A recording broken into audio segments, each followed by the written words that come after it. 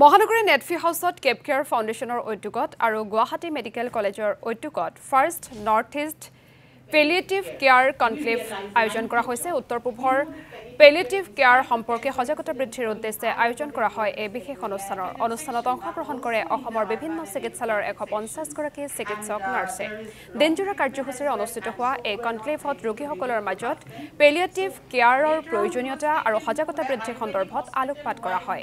GMCH B Barooah cancer হাস্পতাল, Dibrugarh medical college আদিত ইতিমধ্যে কেপ কেয়াৰ ফাউণ্ডেশ্যনৰ সহায়ত প্ৰদান কৰা হৈছে পেলিয়েটিভ কেয়াৰ।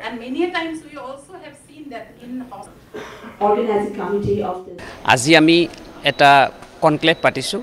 এই কনক্লেভটো পেইন এণ্ড পেলিয়েটিভ কেয়াৰ ওপৰত। নৰ্থ ইষ্ট ৰিজিয়নত আমাৰ পেলিয়েটিভ কেয়াৰৰ বিষয়ে সজাগতা খুব সীমিত।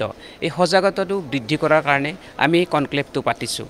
এই কনক্লেভটো আয়োজন কৰা হৈছে কেপ কেয়াৰ ফাউণ্ডেশ্যন আৰু সহযোগ কৰিছে department of pain and palliative medicine, Guwahati medical college.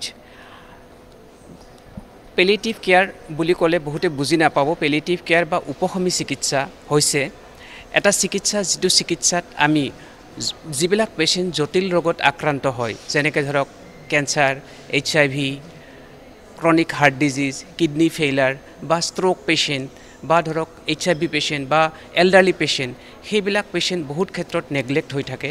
তো সেইবিলাক পেচেণ্টক এড্ৰেছ কৰাৰ কাৰণে, তেখেতসকলৰ জীৱনৰ মানদণ্ড উন্নত কৰাৰ কাৰণে এই পেলিয়েটিভ কেয়াৰ বা উপশমী চিকিৎসাটো মেডিকেল ছায়েন্সত নতুনকৈ সংযোজন কৰা হৈছে। একদম নতুন বুলি ক'ব নোৱাৰি, কিন্তু 2010ৰ পৰা এইটো স্বীকৃতিপ্ৰাপ্তও হৈছে।